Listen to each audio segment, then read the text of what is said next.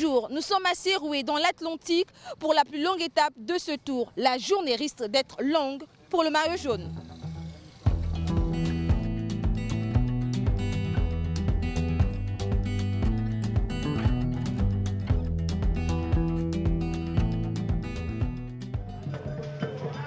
Seroué au sud du Bénin et le département de l'Atlantique. Les coureurs sont accueillis par des chants de soutien sur la ligne de départ. Le maillot jaune, l'Allemand, pêche que c'est que tout est encore possible aujourd'hui. Coup d'envoi donné pour la dernière et plus longue étape du tour, avec 138 km. Ils sont 67 coureurs qui traversent les magnifiques plaines de la commune du Tofu. Dès le premier kilomètre, le Camerounais Michel Tienche attaque. Il est à l'origine de la première échappée. Suivi par 2 Hollandais, 8 hommes se regroupent. Ils s'entendent bien. Ils prennent des relais réguliers. Très vite, ils prennent 2 minutes d'avance sur le peloton du maillot jaune. C'est le Camerounais Tienche qui est le plus dangereux au général, à plus de 3 minutes. Derrière le maillot jaune, il gère son retard. Bien entouré par ses coéquipiers, le peloton roule à bonne allure. Le Marocain Ashral El Dogmi a un problème de dérailleur. Heureusement, son mécanicien est un acrobate habile.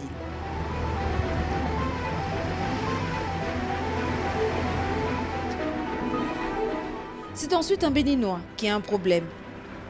Victime d'une crevaison, Mohamed Seibon, Jean Sarou, arrière et repart. L'échappée creuse l'écart sur le peloton. L'avance monte à 2 minutes 35. À l'entrée de la cité historique de Ouidah, le Camerounais Michel Tienche détient le maillot jaune virtuel.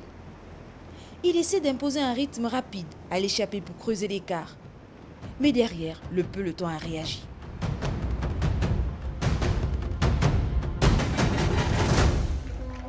En se rapprochant de Porto Novo, l'ambiance monte d'un cran.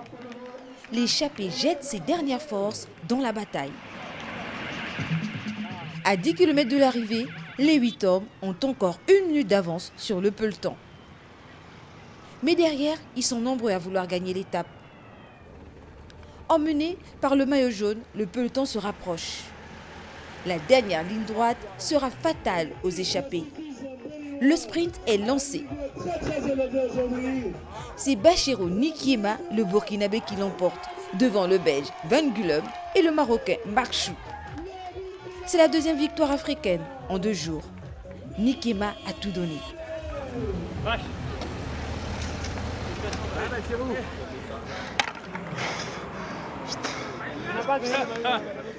Bassirou, Soulma, voilà.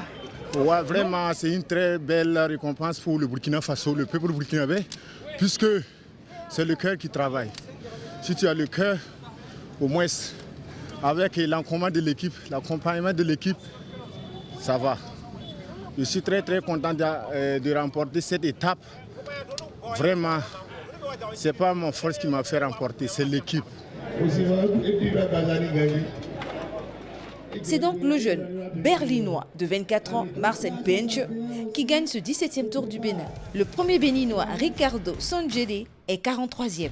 Demain, tous les coureurs se retrouvent pour le Critérium de Cotonou.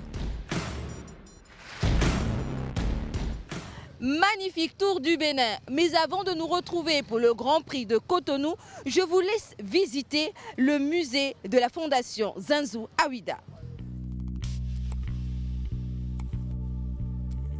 Ici, on est au musée de la Fondation Zissou. C'est un musée d'art contemporain qui est situé en plein centre de Ouidah.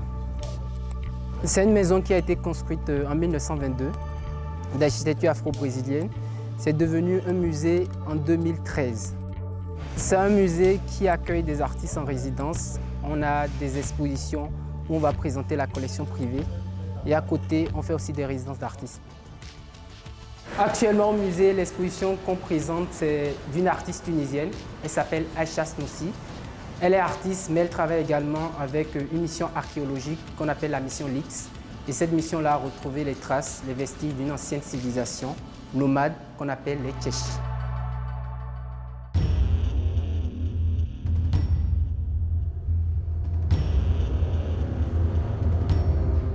Alors cette salle, c'est une salle qu'elle a intitulée la pièce de la mémoire. C'est des bouteilles qui représentent toutes les personnes décédées par noyade. Alors ça représente le concept de l'anti-savoir, c'est-à-dire pour les Tchèches, la façon dont la société actuelle transmet le savoir, ce n'est pas l'unique façon par laquelle on peut avoir ce savoir-là.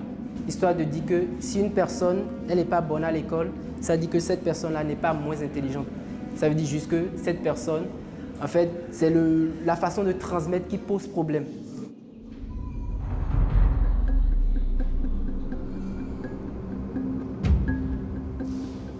Alors, dans cette salle, vous avez un rouleau manuscrit qui a été réalisé avec du tissu percale.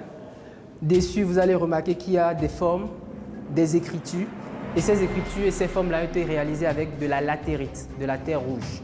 Alors ça représente en fait le savoir de cette civilisation-là. Et aussi pour dire que, en fait, pour communiquer avec une personne, il y a plusieurs manières de le faire. On peut communiquer différemment de la façon dont la société nous a appris en fait à communiquer.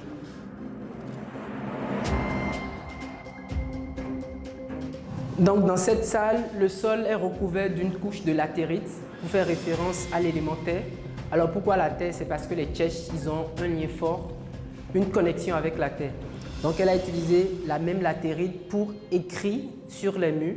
Donc on va retrouver encore ces écritures, ce code de langage de la civilisation. Au centre, c'est des cahiers qui ont été retrouvés par la mission archéologique et c'est des cahiers qui datent du début de ce siècle.